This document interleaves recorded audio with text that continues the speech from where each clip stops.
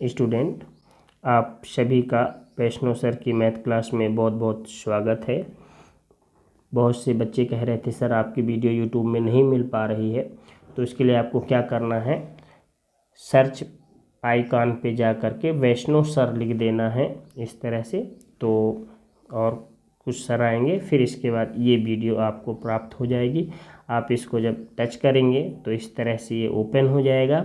फिर इसके बाद आपको क्या करना है, जहाँ ये लिखा है प्रश्न बैंक 2021-22 गणित कक्षा 9वीं, इसको आप टच करेंगे तो इस तरह से आपको ये जो है लिंक प्राप्त हो जाएगी। इन लिंकों को आप टच करेंगे तो आपको वीडियो प्राप्त हो जाएगी। दूसरा तरीका ये भी है कि देखिए जो ये वैष्णव सर लिखा है जहाँ पे, उसको आप टच करिए तो आपको पूरी प्लेलिस्ट इस तरह से प्राप्त हो जाएगी और आप प्लेलिस्ट में सभी वीडियो प्राप्त कर सकते हैं। चलें, तो आज हमको जो है प्रश्न बैंक 2021-22 विषय गणित कक्षा 9वीं अध्याय 7 के प्रश्नों को हल करना है। इस पाठ से आपके 1 अंक का 2 प्रश्न आना है और 3 अंक का 1 प्रश्न, कुल मिला के 5 अंक के प्रश्न आपको परीक्षा में आने हैं। तो जो अध्याय 7 के शेष प्रश्न रह गए थे उन प्रश्नों को अपने को हल करना सीखना है।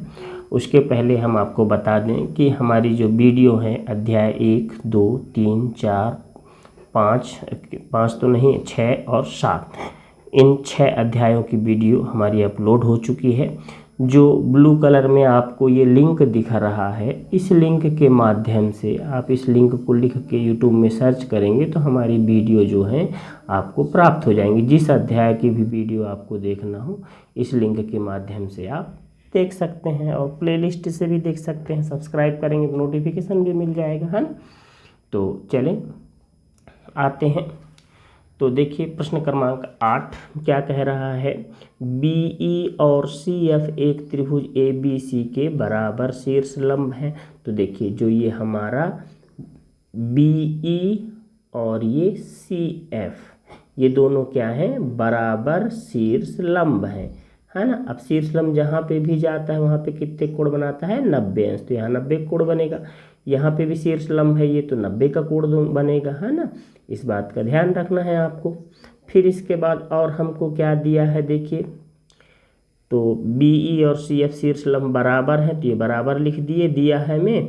और कोण 1 और कोण 2 बराबर है 90, क्योंकि यहाँ पे 90 का कोण बनेगा, क्योंकि शीर्ष लंब 90 का कोण बनाएगा, इसलिए दिया में कोण 1 और कोण 2 को 90 लिख दिए।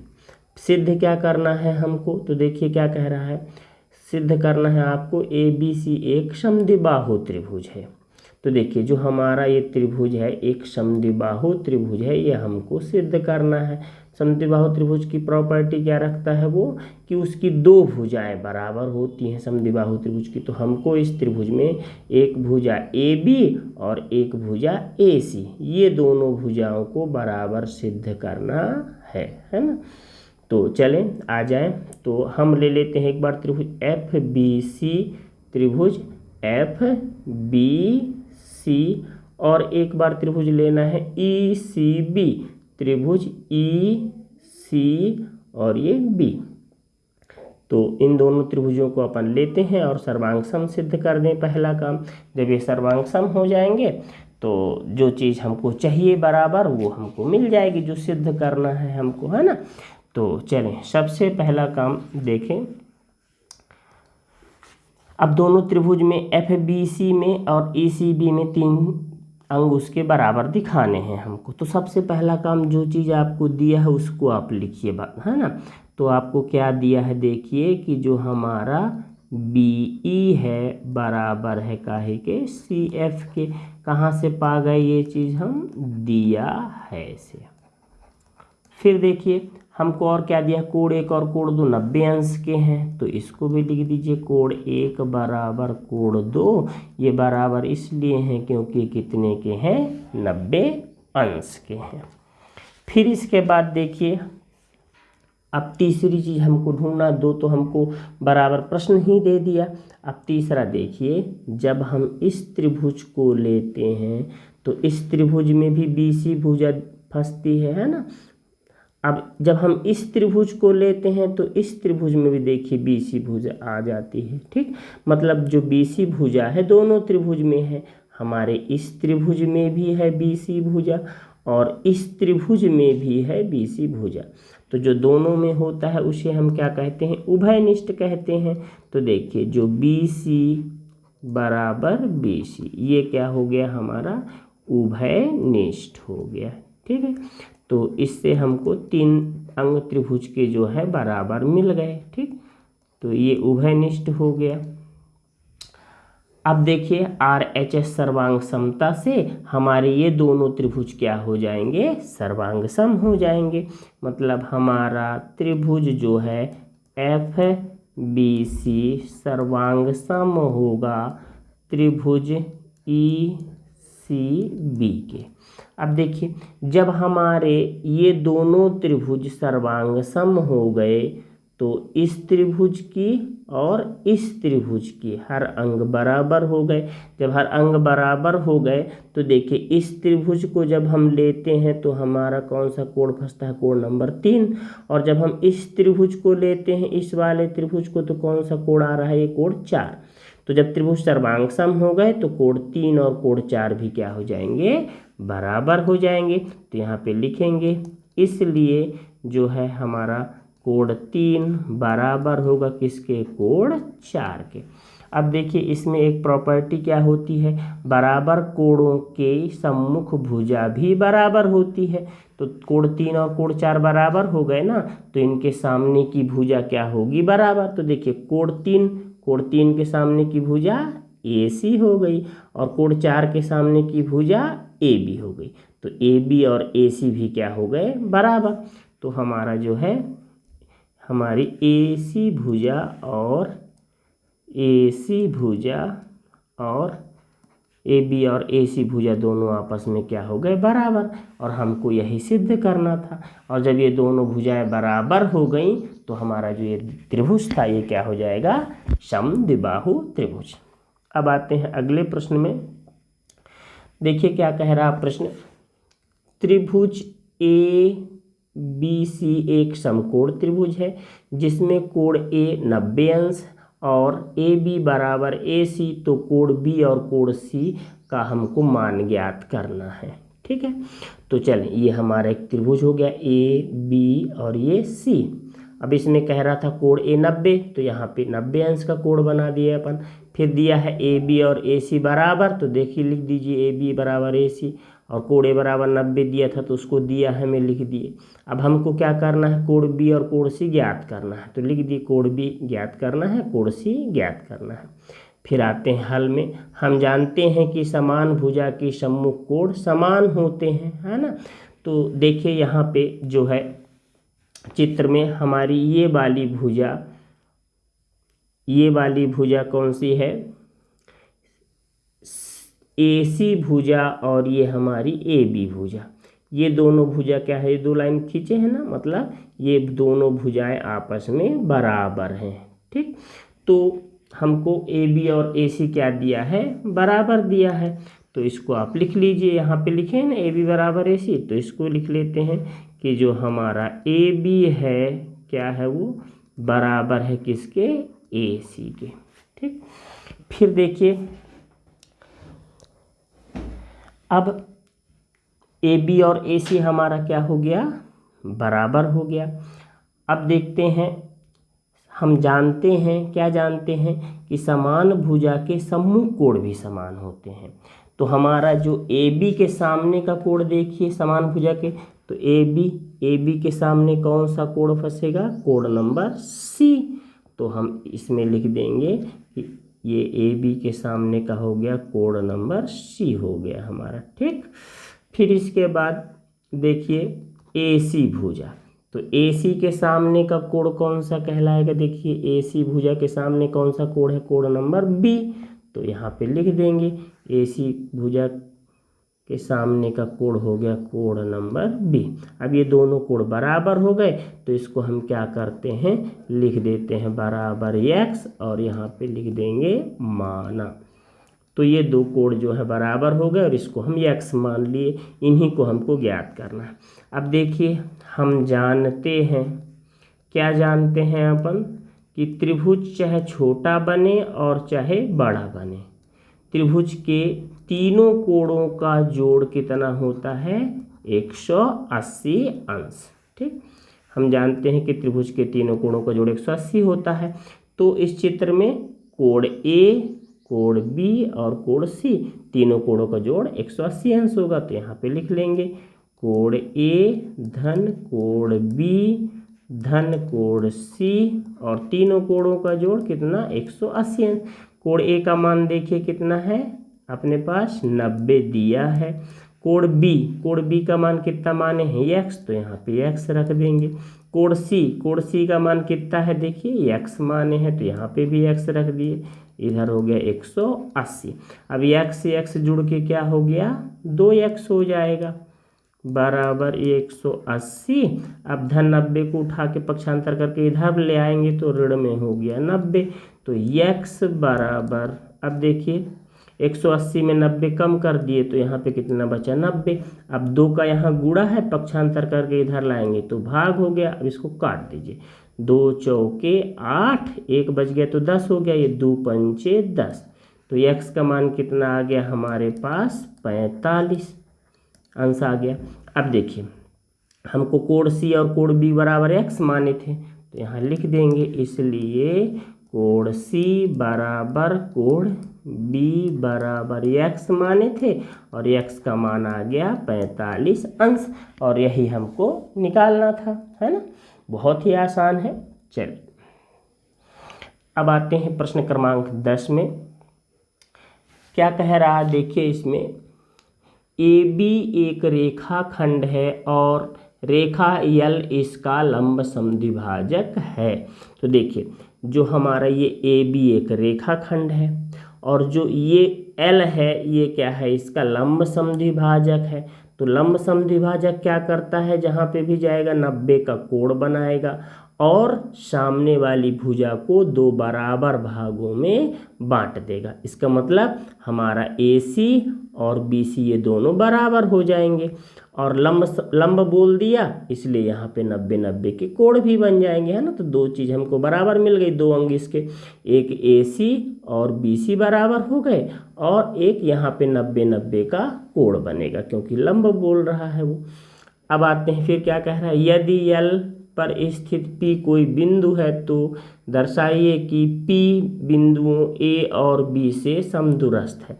तो हमको ये बताना है कि जो हमारा ये P बिंदु है ये A से और B से, P की जो दूरी है AP और BP ये दूरी क्या है, समान है, बराबर है। ठीक, ये हमको बताना है। तो चलें, दिया है, मैं जो दिया था उसको लिख दिए कि जो हमारा यल है लंब है AB के ऊपर और ये 90 का कोण बन रहा था उसको लिख दिए, और दिया था कि AC और CB बराबर हो गए क्योंकि लंब समद्विभाजक है। हमको सिद्ध क्या करना है कि जो हमारा PA और PB बराबर है। अब हम एक बार त्रिभुज PCA लेंगे, मतलब त्रिभुज PCA ये इस तरफ का त्रिभुज, और एक बार PCB लेंगे। अब ये त्रिभुज और ये त्रिभुज, दोनों त्रिभुज को हम सर्वांग सम सिद्ध कर देंगे। जहाँ दोनों त्रिभुज हमारे ये सर्वांग सम हुए तो दोनों के हर अंग बराबर, और जहाँ दोनों के हर अंग बराबर तो अपने आप देखिए PA और PB क्या हो जाएगा, बराबर, और यही हमको सिद्ध करना था। तो चलिए हल कर लें इसको। सबसे पहला काम हमको क्या दिया है कि जो हमारा कोण PCA बराबर है कोण PCB के, और कितना दिया है ये 90 अंश। फिर दूसरा काम देखिए कि जो हमको AC बराबर दिया है काहे के, CB के, तो 2 अंग बराबर मिल गए। ये कहाँ से पाए हम, दिया है से। ठीक है, अब तीसरा देखिए,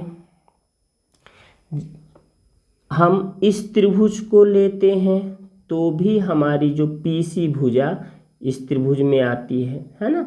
और जब इस त्रिभुज में आते हैं तो देखिए PCB लेते हैं तो भी PC भुजा आती है ना। मतलब जो पीसी भुजा है इस त्रिभुज में भी है और इस त्रिभुज में भी है, इसलिए पीसी भुजा क्या हो जाएगी, उभयनिष्ठ हो जाएगी। तो यहाँ पे क्या हो जाएगा, जो हमारी पीसी भुजा है दोनों तरफ के चित्र में फंस रही दोनों त्रिभुजों में, इसलिए पीसी पीसी क्या हो जाएगा हमारा उभयनिष्ठ। ठीक, अब देखिए 3 अंग बराबर हो गए दोनों के। ठीक, जब 3 अंग बराबर हो गए तो हमारे ये दोनों त्रिभुज क्या हो जाएंगे, सर्वांग सम हो जाएंगे। तो फिर लिख देंगे यहाँ पे कि हमारा जो त्रिभुज PCA सर्वांग सम होगा किसके, सर्वांग सम होगा त्रिभुज PCB के।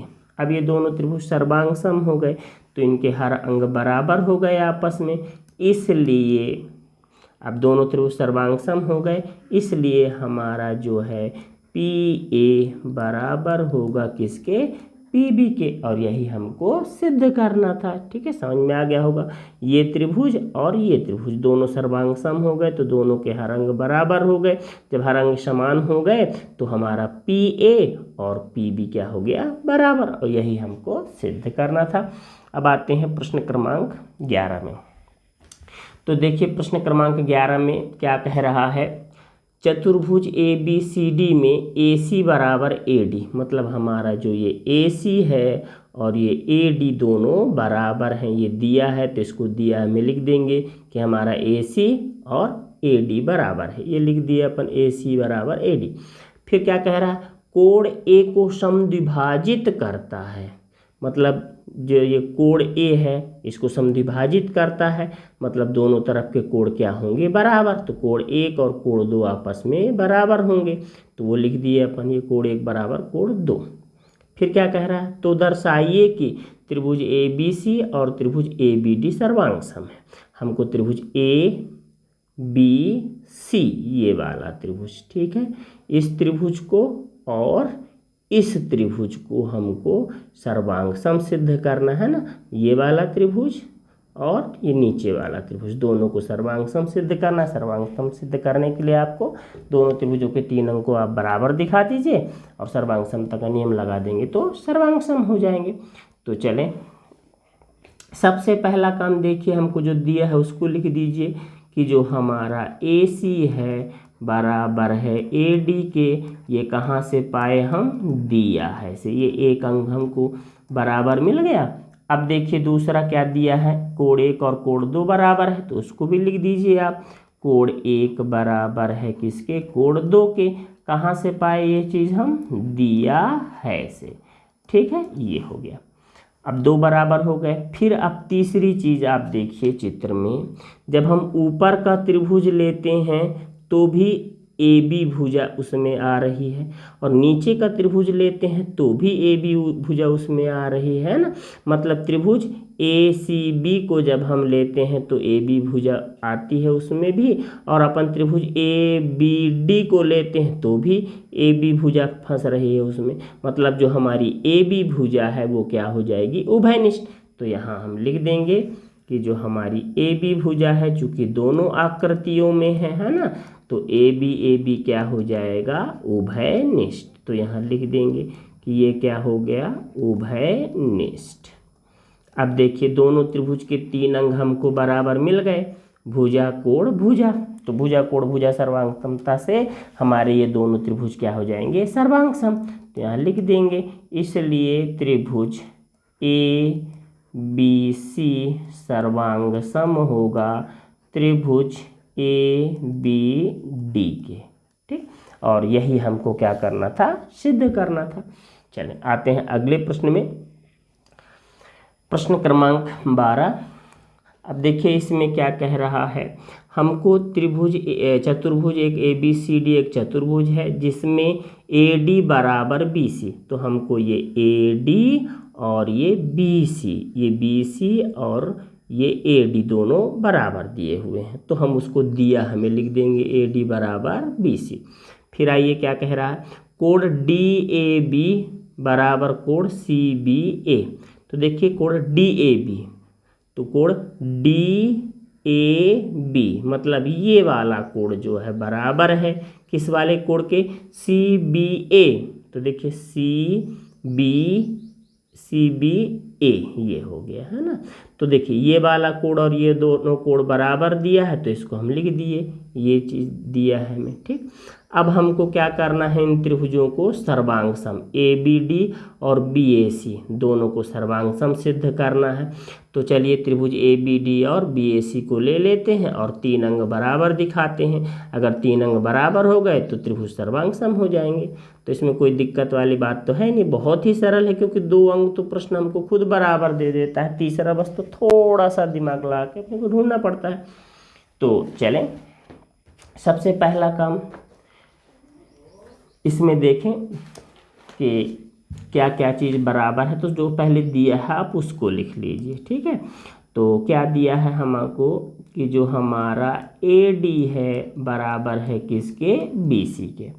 फिर इसके बाद और ये कहाँ से पाए, आप इसको भी लिख दीजिए कि हम ये कहाँ से पाए हैं, दिया है से।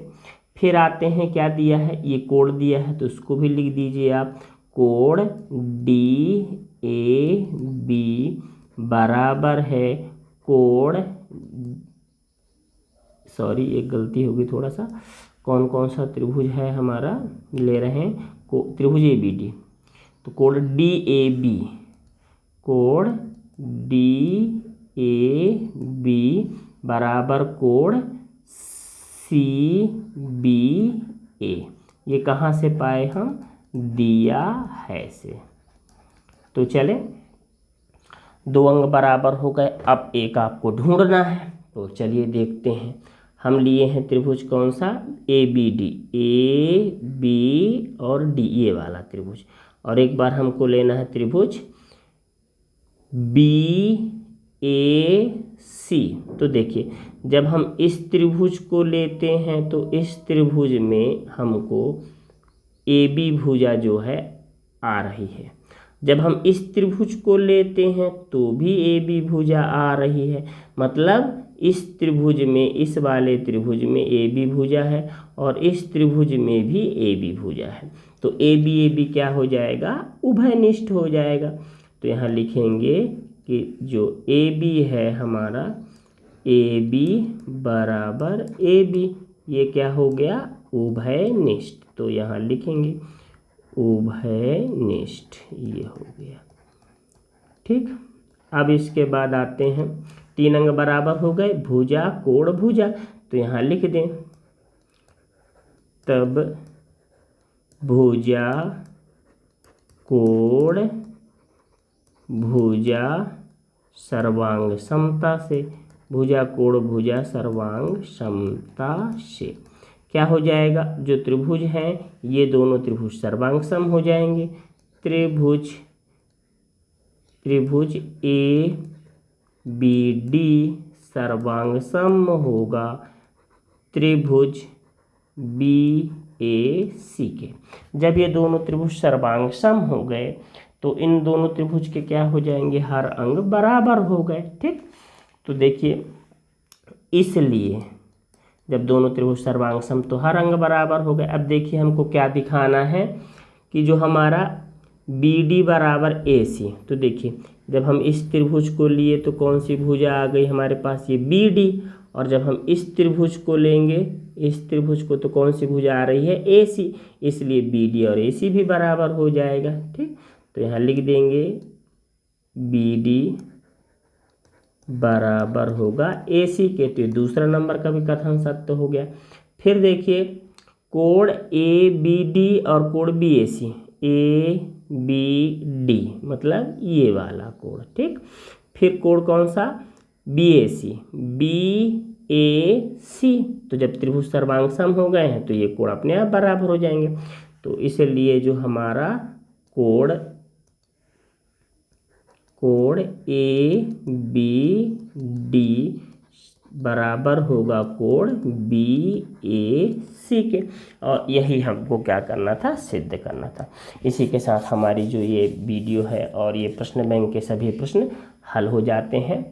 आप सभी बच्चों के लिए हमारी तरफ से बहुत ढेर सारी शुभकामनाएं हैं। आप सभी बच्चे जो है अच्छे से मन लगा के पढ़ाई करें और निश्चित ही आपका पेपर बहुत अच्छा जाएगा, आप अच्छे अंकों से उत्तीर्ण भी होंगे।